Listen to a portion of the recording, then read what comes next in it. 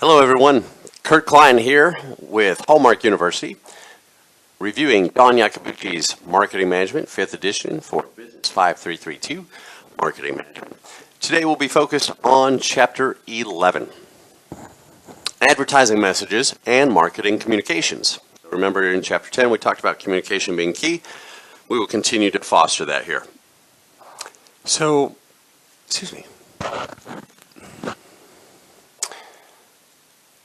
Renew. So Chapter 11, Advertising Messages and Marketing Communications. In Chapter 10 we talked about communications, and we'll continue to go along that particular thought process here. So in the marketing framework, the advertising messages and marketing communications falls within the 4 Ps, otherwise known as promotion. The managerial checklist here that we've got today is how can advertising meet marketing goals? And what kinds of ad appeal are there? And how is advertising evaluated? So let's dive right in. Discussion question number 1, milk. It does the body good. And got milk are both advertisements for milk. Which do you think is more effective? And why? Why don't the advertisers or the advertisements say Smith's milk, it does the body good? And why do you think advertising is important? So let's start with that second one, Smith's milk. It's the dairy industry that's pushing milk. So everybody pays into the dairy industry, and they've got that singular argument, right? Milk, it does the body good. And then got milk, which is to say if you don't got milk, maybe something's not quite right with you, right? So which do you think is more effective? So I like the got milk mostly because I don't know how many times I look at the fridge and I think to myself, oh my goodness, we need fill in the blank. If I was a milk drinker, that got milk would probably have me going a couple times a week looking in the dairy section, in the milk section, in the refrigerator, right? And why do you think advertising is important? That's a rough question. Mostly because you know it's got to be some sort of trick, right? In this instance, it's the whole of the industry advertising.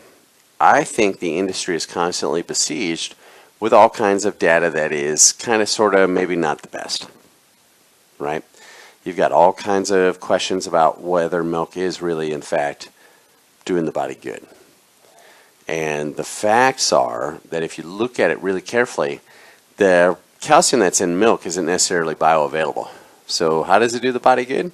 It's got protein. It's also got a lot of sugar. Which one does it have more of? Right? So milk, unfortunately, went from being something that was totally awesome to something that's kind of controversial. So why do you think that advertising is important?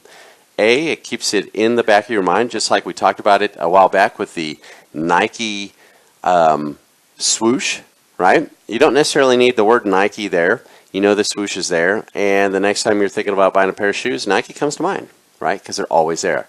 Milk, it does the body good, and got milk constantly being something that they're throwing out there for us. And sure enough, that kind of fights back some of the negativity in this particular instance with a kind of a beleaguered industry. So what is advertising? Advertising is a primary means to communicate with customers. Integrated Marketing Communications, IMC. Message should be consistent and complementary across all media. Right? So you should always have that positive spin. And we've heard that before, positive spin. And then there's the folks that do damage control, positive spin. Right? So message should be consistent and complementary across all media. Now if you look at some of the political races here in the last couple of years, you'll find that the message isn't necessarily complementary except to itself. Is it complementary to the candidate? Is it derogatory towards the candidate? Because that's integrated marketing, right? That's advertising. Are they using truth? And there's a lot of argument about that. People get very heated about it. But think about it for a second. Are they using truth? Is it complementary? Is it ecological? And that's where you're going to find issues. Well, yes, because they're telling the truth as I see it. Is that ecological? You know, because you could be like, well, in my world, the sky is green. Well, in reality, it's blue. It's always been blue except for when it's gray. And then that's a shifting of the atmospheric pressures up there we call clouds, right? And a blocking of this thing called ultraviolet radiation or sunlight. And the atmosphere no longer reflects the ocean's coloring, all that fun stuff, right? I mean, so it's blue. Was your message that consistently truthful and that plain? And when you think about it in some of the most recent political races, not so much, right? It's really kind of a shame that they can't play like adults. Why is advertising important? 2 reasons for importance. Facilitate customers' awareness, attempts to persuade potential customers that the brand is superior. Effect has both short and long-term effects. Remember that we talked about advertising in some of our previous chapters, that it is a long-term game for short-term and long-term gain. So expect to generate sales, but sometimes it's hard to prove it, right? Advertising effects are cumulative. You just got to keep plugging away. We do radio advertising and social media advertising all the time for Cool Tan Wellness. We've been here for 7 years. We were established in January of 2012. So January of 2020 marks our 8th year. And so many people are like, oh my gosh, when did you guys open? Are you brand new? So the brand new is a nice compliment because it means that we've kept everything nice and clean, right? We talked in the last chapter about what was customer facing, what's, front of the house, back of the house. So that means the front of my house looks still really awesome. So always a compliment, but that means that somehow my advertising channels failed a little bit. So goal models, AIDA, attention, interest, desire, action, right? Capture their attention, pique their interest, make the consumer desire the product, and get the consumer to act, buy now, right? So other models, awareness, then knowledge, then preference, then brand conviction, then purchase. Whew, that one was long. Awareness, interest, brand evaluation, trial, adoption. Okay, equally long. Ad exposure, message received, attitude change, intent to buy, buy. Man, those are all long. Goal models, 3 types of goals: cognition, increase awareness, and knowledge. Affect, enhance attitudes and associations. Behavior, encourage buying. Can you think of an ad that recently got your attention, changed your knowledge, encouraged you to talk about it? Got your attention. Let's think about that for a second. What have I recently bought? I recently did buy an iPhone XR, upgraded from an iPhone 6S. I did not go with the 11. I don't think there was anything that got my attention. I'm just a iPhone person. So, nope, change your knowledge. Not so much. Encourage you to talk about it. Now, an ad that recently got my attention was the lowcarbusa.org conference in San Diego. They had an ad for it, came across, I looked at it, my wife looked at it, we evaluated it, and we started flying out to San Diego annually a while back to learn about low-carb lifestyles.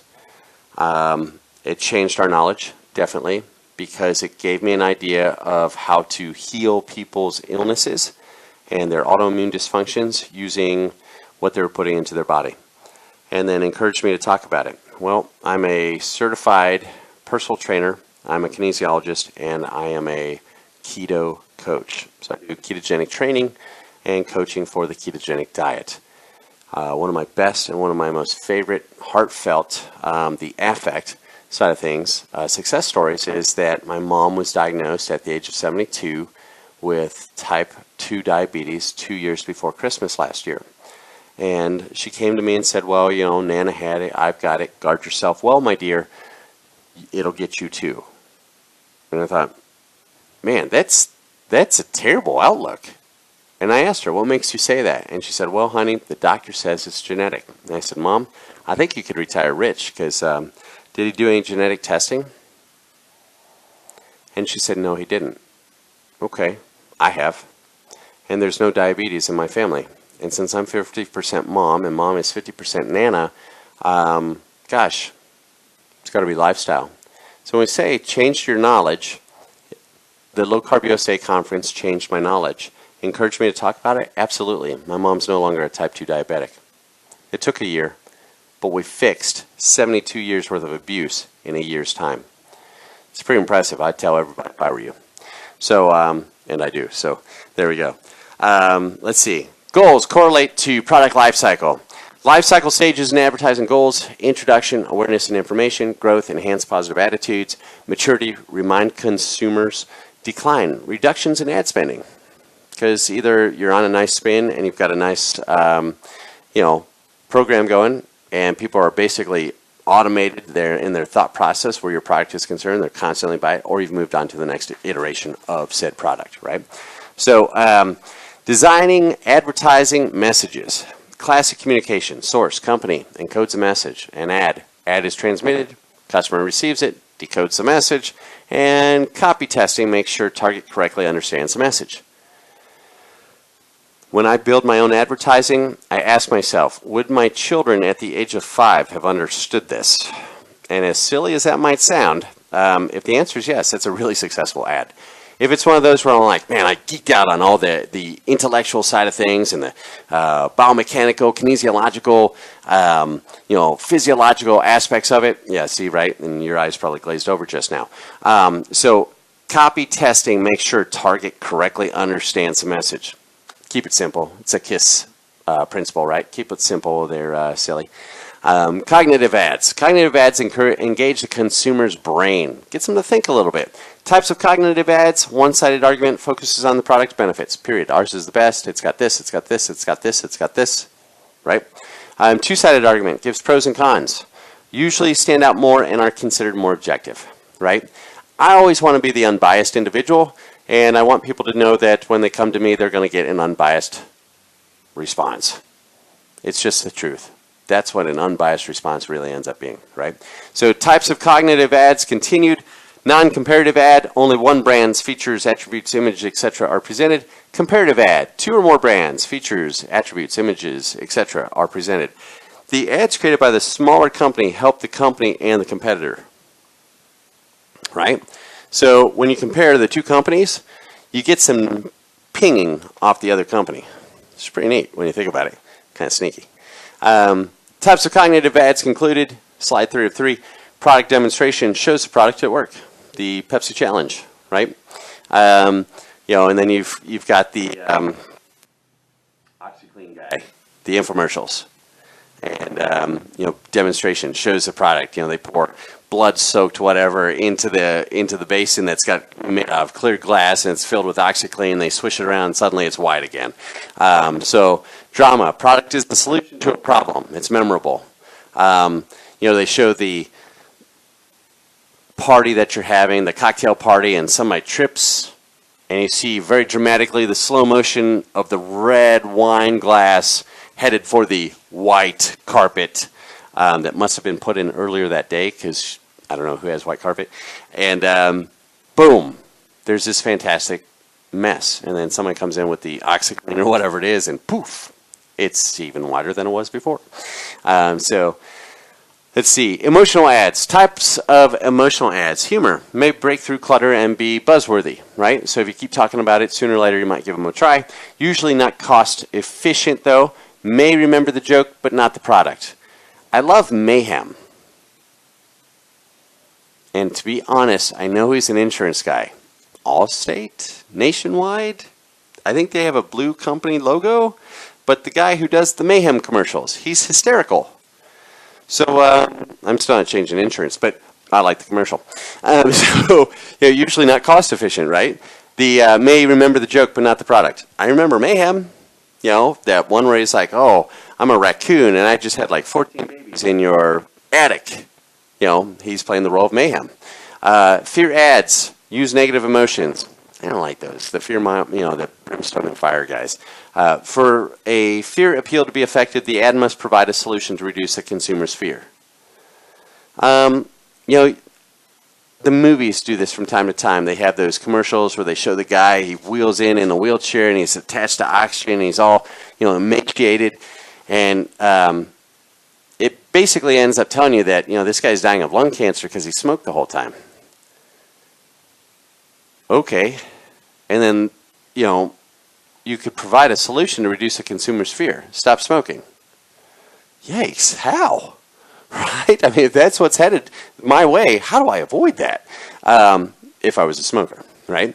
So those are your emotional ads. And then we've got types of emotional ads still continued. Subliminal ads contains elements shown too fast to detect consciously, considered unethical, and have never been shown to work. Try this. If you're in sales, and I think you could prove it, when somebody comes in for a consultation of some sort, or the initial conversation, or whatever it is, when you look at them, use a subliminal command. It's a subconscious command, and say, well, Mr. or Mrs. So-and-so, by now, I'm sure you're ready to get to the meat and potatoes, or whatever it is. I'm sure you're ready to move along in this process and get started towards your goals. Because by then, you'll have a definitive idea of what your outcome should be. Right? So you have to weave in the by now. Is it B-Y now, B-Y-E now, or B-U-Y now?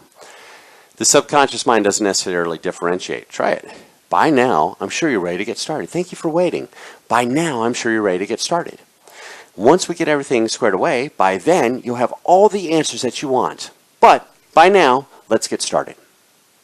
And it might seem silly. Nobody picks it up. I used to teach my trainers to do that all the time, and it might seem unethical, but we're in the business of selling people their health. You're going to have to push a little bit harder, right? So that's the sales side of it. The subliminal side, while it might be unethical, I never felt bad about it simply because I thought I was giving those people their health. Renewed leases on life, if you will. Image ads. Ad message is more abstract. Company distinguishes itself by its image because the product's category is crowded. Used for positioning, really. Endorsement ad. Spokesperson provides a testimonial. Gosh, who does that these days, right? Sports stars of some sorts. Movie stars of some sort. Types of spokespeople: celebrities, spokes characters, experts, regular people, right? How endorsements work. The elaboration likelihood model, central route. Ads argument persuades. Occurs when customers are highly involved with brand and motivated to process the ad. Peripheral route. Adds peripheral cues, persuade, not argue. Occurs when customers are not involved with brand and not motivated to process. Source credibility. Consumer interprets message as the most important piece of information, but also process the credibility of the source. Actors who play doctors on TV, right? Sleeper effect. Consumers forget the source over time, so its credibility doesn't really matter. Discussion question 3. Which type of ad would you recommend using to pitch your university? Why? Mothers Against Drunk Driving. MAD. Why? And a presidential candidate. Why? Always got to throw in the politics, right? So your university. Gosh, I think we could use celebrity endorsements if we could get a celebrity come through. That'd be neat. Or celebrity's kid. That'd be even cooler. The spokesperson one, image ads. I like the image ads. The H is pretty cool. That stands out in my head. The emotional ads. I don't know that I would use humor or fear where education is concerned. Maybe to dog on how other universities are vastly overpriced. I like the cognitive ad because it's an educational company, so maybe that would work, right? Let's look at it some more. Mothers Against Drunk Driving. I think the emotion. You need to hit on that one something fierce. Just because it's, that's no joke. And if you've ever lost anybody to drunk driving, it's upsetting. So I think you could use the emotion and drive it hard. Presidential candidate, I think you could use them all. Matter of fact, if you could use humor tied to cognitive, but have a level of seriousness to it. But fear, I'm not a fan of those guys. If you don't elect me, it's all going to go to hell in a handbasket. I don't think so. Not one person has ever dictated the entirety of the direction of our country. Think it through. Doesn't matter who you're talking about. Maybe Abe Lincoln. Evaluating advertising. Cognitive tests consider memory.